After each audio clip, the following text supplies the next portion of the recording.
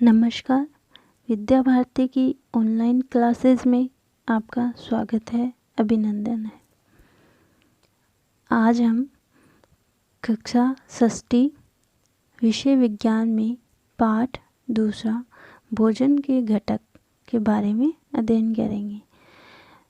तो पहले हमने पढ़ा था, पहला जो पाठ था वो था भोजन, यानी भोजन क्या होता है, भोजन के स्रोत कौन कौन से। और आज जो पढ़ेंगे वो है भोजन के घटक, कि भोजन के अंदर कौन कौन से तत्व पाए जाते हैं। घटक का अर्थ हो गया कि ऐसे पदार्थ जो कई पदार्थों से मिलकर बनते हैं। तो भोजन के अंदर कई पदार्थ मिले हुए होते हैं। जैसे एक ही प्रकार के भोजन में चपाती, दाल, बैंगन का भरता हो सकता है, दूसरे में चावल, सांभर तथा भिंडी हो सकती है। यानी हम कह सकते हैं कि एक जैसे सुबह का भोजन बनाया, उसमें चपाती हो गई, दाल हो गई, बैंगन हो गए, तो इनमें ये तीनों ही क्या हैं, अलग अलग पदार्थ हैं, लेकिन ये मिल के क्या है, एक घटक है। अलग अलग होके भी क्या है, भोजन का रूप है।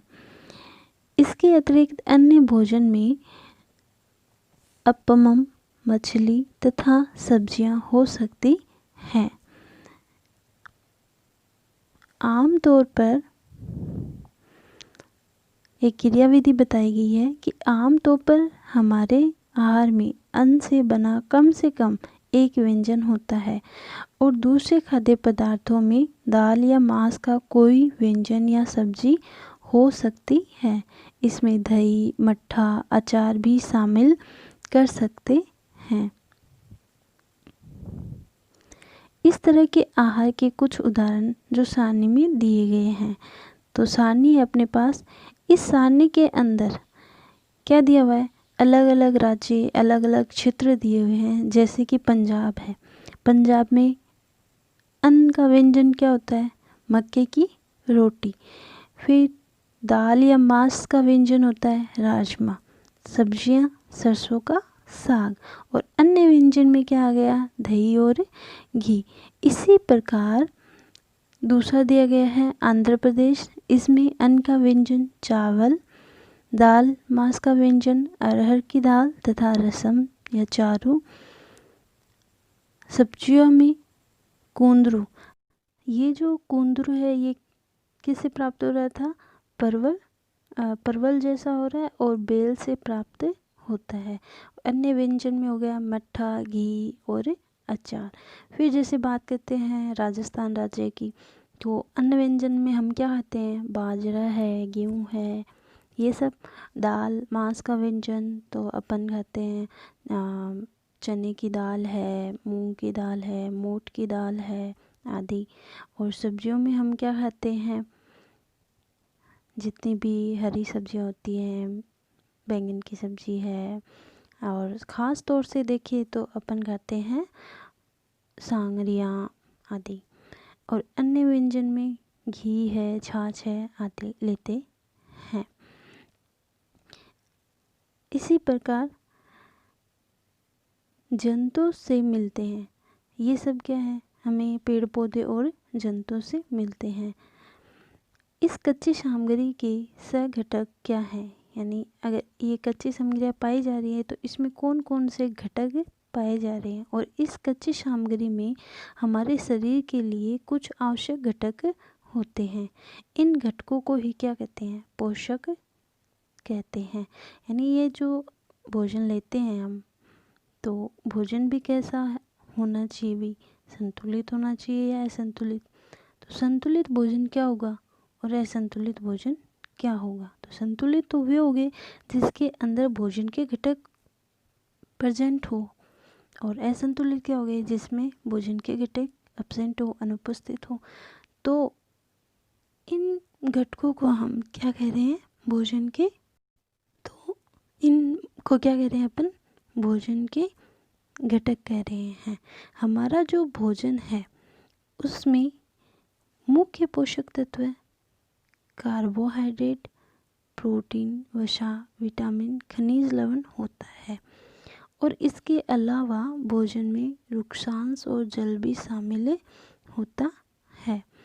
ध्यान देने वाली बात क्या है कि हमारा जो भोजन है उसमें 7 प्रकार के पोषक तत्व पाए जाते हैं। कार्बोहाइड्रेट, प्रोटीन, वसा, विटामिन, खनिज लवण, खाद्य रेशे और जल। रुक्षांश जो होता है उसको कहते हैं कि जो रेशेदार सब्जियां, छिलके वाले अनाज होते हैं उनमें एक सेलुलोज नामक पदार्थ पाया जाता है, उसे ही क्या कहते हैं, रुक्षांश कहते हैं। इसके बारे में बताया गया है कि ये जो घटक हैं क्या सभी खाद्य पदार्थों में ये सभी पोषक उपलब्ध होते हैं। जितने भी हम खाद्य पदार्थ खाते हैं क्या सब में ये प्रेजेंट होते हैं। कुछ साधारण विधियों से हम ये जान सकते हैं कि कच्ची सामग्री या पके हुए भोजन में कौन सा एक या अधिक पोषक उपस्थित है। किसी भी चीज़ में कुछ जानने के लिए हमें क्या करना पड़ता है, उसका प्रयोग करना पड़ता है। तो कार्बोहाइड्रेट, प्रोटीन तथा वसा के परीक्षण यानी प्रयोग से अन्य पोषकों के प्रयोगों की अपेक्षा सरल है। अन्य पोषकों के परीक्षणों की अपेक्षा ये क्या है, सरल है। जैसे अपन को सारणी 2.2 में बताया गया है। इन परीक्षणों को करने के लिए आपको आयोडीन, कॉपर सल्फेट तथा कास्टिक सोडा विलयनों की आवश्यकता होती है। जब ये प्रयोग करते हैं हम तो हमें आयोडीन, कॉपर सल्फेट और कास्टिक सोडा ये तीनों के क्या चाहिए होते हैं, विलयन की आवश्यकता होती है। आपको कुछ परख नलियाँ जो कांच की बनी हुई होती हैं और हमारे प्रयोग में एक उपकरण है और हमारे प्रयोग करने में सहायता करती हैं तथा एक ड्रॉपर की आवश्यकता होती है। और ड्रॉपर जो बूंद बूंद करके गिरे उसे क्या कहते हैं, ड्रॉपर कहते हैं। इन परीक्षणों को पके हुए भोजन तथा कच्ची सामग्री पर करेंगे और इन परीक्षणों से प्राप्त प्रक्षेपणों को सारणी 2.2 में लिख देंगे। फिर बात आती है कि कुछ खाद्य अपना परीक्षण इन पर या अन्य किसी उपलब्ध खाद्य पदार्थ पर कर सकते हैं। इन परीक्षणों को सावधानी से करना होता है और किसी रसायन को खाने या चखने का प्रयास नहीं करना होता है। यदि आवश्यक मिले तो उपलब्ध तत्काल यानी तुरंत उपलब्ध कर लेना चाहिए। तो विभिन्न खाद्य पदार्थों की जांच करके देखते हैं। जैसे अब कोई पदार्थ ले लें, जैसे चावल लिया है, ठीक है, तो हमें क्या पता इस पदार्थ में भोजन का कौन सा पोषक तत्व है या घटक उपस्थित है, हमें नहीं पता होता है ना। तो हम क्या करते हैं, इसका एक परीक्षण करते हैं कि इसमें क्या होता है, प्रयोग करते हैं। जैसे कार्बोहाइड्रेट कई प्रकार के होते हैं और हमारे भोजन में पाए जाते हैं। मुख्य कार्बोहाइड्रेट क्या होता है, मंड तथा शर्करा के रूप में होते हैं। मंड स्टार्च के रूप में तथा शर्करा के रूप में पाए जाते हैं। फिर है भोजन के घटक। अब जैसे यहाँ पे आपको बताया गया था ना iodine, copper sulphate, caustic soda के विलयन के बारे में, तो अगर ये हमारे पास उपलब्ध नहीं हो तो हम इसको घर पर भी बना सकते हैं। जैसे आयोडीन का तनु विलयन बनाने के लिए हमें क्या करना होता है, जल से आधी भरी परख नली में कुछ बूंदे टिंचर आयोडीन की मिला सकते हैं। दूसरा, कॉपर सल्फेट विलयन बनाने के लिए 100 मिलीलीटर जल में 2 ग्राम कॉपर सल्फेट घोलने से हम बना सकते हैं। और तीसरा था अपने पास कास्टिक सोडा, तो इसे 100 मिलीलीटर जल में 10 ग्राम कास्टिक सोडा घोलने से भी हमें कास्टिक सोडे का विलयन प्राप्त हो सकता है। तो ये जो तीनों चीज़ें हैं ये हम घर पर भी बना सकते हैं। यदि किसी खाद्य पदार्थ में मंड है तो हम इसको किस प्रकार से देखेंगे, तो एक प्रयोग दर्शाया गया है मंड के परीक्षण के लिए स्टार्च के परीक्षण के लिए। परीक्षण के लिए खाद्य पदार्थ या कच्ची सामग्री की अल्प मात्रा लेंगे। इसमें तनु आयोडीन विलयन की 2 या 3 बूंदें डालेंगे। खाद्य पदार्थ के रंग में होने वाले परिवर्तन को देखेंगे। तो इसमें क्या करेंगे, हम आलू लेंगे, ठीक है। आलू को कट करेंगे। कट करने के बाद में इस पर 2 या 3 बूंद किसके डालेंगे, आयोडीन विलयन के डालेंगे। और इसको देखेंगे बाद में, डालने के बाद में देखेंगे तो हमें क्या दिखाई देता है। पहले आलू का रंग कैसा था, पीला पीला, हल्का लाइटिश पीला कलर का था।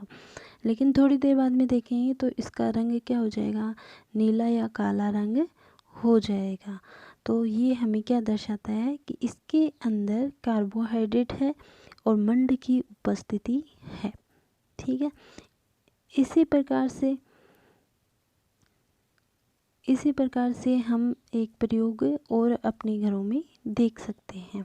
जैसे कि चावल धोते हैं, चावल बनाते हैं तो चावल धोते हैं ना, तो उसके धोने पर अपन को एक लिक्विड प्राप्त होता है सफ़ेद कलर का।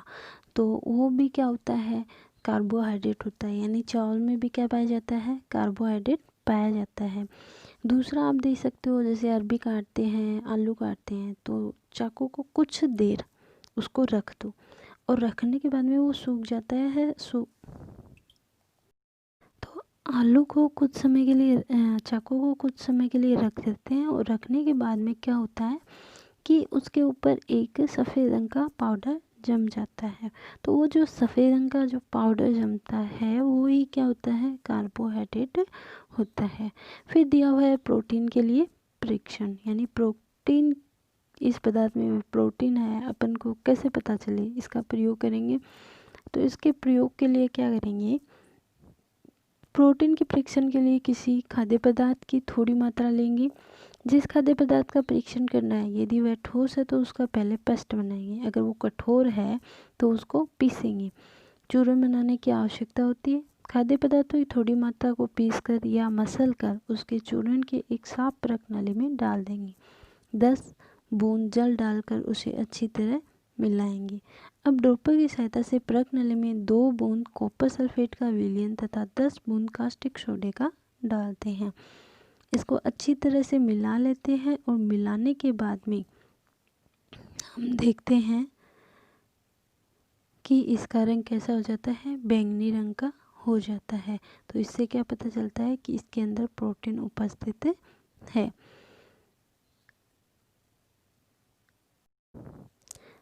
इसका टेस्ट देखने के लिए हम हमारे घरेलू पदार्थ में से दाल ले सकते हैं, अंडे का जो पेस्ट होता है वो ले सकते हैं, और उनमें क्या मिलाना है, कास्टिक सोडा और कॉपर सल्फेट मिलाना होता है। फिर बात आती है वसा के लिए परीक्षण। खाद्य पदार्थ की अल्प मात्रा लेते हैं, कोई भी खाद्य पदार्थ है उसकी अल्प मात्रा लेते हैं और इसके कागज़ के टुकड़े में लपेटकर कूटिए। तो ध्यान दो ये कि वसा होती क्या है। सबसे पहले तो वसा होती है जो तेल होता है, घी होता है, ये सब किस में आते हैं, वसा में आते हैं। ये हमें पता करना है कि वसा होती क्या है, ठीक है, प्रयोग के द्वारा। तो खाद्य पदार्थ की अल्प मात्रा लेंगे, इसके एक कागज़ के टुकड़े को लपेटकर कूटिए। ध्यान रखें कि कागज़ फट न जाए। अब कागज़ को सीधा कीजिए और ध्यानपूर्वक देखिए कि क्या इस पर तेल के धब्बे हैं। कागज़ को इस प्रकाश के सामने लाएं। क्या आपको इस धब्बे को लेकर आपको आने वाला धुंधला प्रकाश दिखाई देता है? तो कागज़ पर तेल का धब्बा खाद्य पदार्थ में वसा की उपस्थिति को दर्शाता है। खाद्य पदार्थ में कभी कभी जल की कुछ मात्रा हो सकती है। इस दशा में इन पदार्थों को कागज़ पर धीरे धीरे रगड़िए और कुछ समय के लिए कागज़ को सूखा दीजिए ताकि यह खाद्य पदार्थ से कुछ जल आया है तो वह सूख जाएगा। इसके बाद यदि कागज़ पर तेल का कोई धब्बा न रहे तो यह पता चलता है कि खाद्य पदार्थ में वसा उपस्थित नहीं है। यानी अभी भी मैंने बताया कि वसा क्या होती है, तेल, घी आदि। तो अगर तेल का धब्बा है तो वसा है, और अगर तेल का धब्बा नहीं है तो वसा नहीं है। ये परीक्षण हमें क्या दर्शा रहे हैं, ये तीनों ही परीक्षण हमें दर्शा रहे हैं कि इनमें एक या एक से अधिक पोषक तत्व उपस्थित होते हैं। हमें तीनों पोषकों जैसे कार्बोहाइड्रेट, प्रोटीन तथा वसा के लिए खाद्य पदार्थों का परीक्षण किया। विटामिन तथा खनिज लवण जैसे अन्य पोषकों भी हमारे विभिन्न खाद्य पदार्थों में उपस्थित रहते हैं।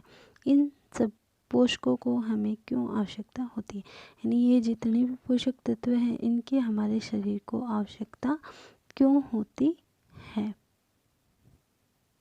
ये जो पोषक तत्व होते हैं इनकी हमारे शरीर को आवश्यकता इसलिए होती है कि कोई पोषक तत्व हमें ऊर्जा प्रदान करता है, कोई पोषक तत्व हमारे शरीर की टूट फूट की मरम्मत करता है, कोई पोषक तत्व हमारे शरीर का शारीरिक विकास करता है, तो इसलिए हमको इसकी आवश्यकता होती है।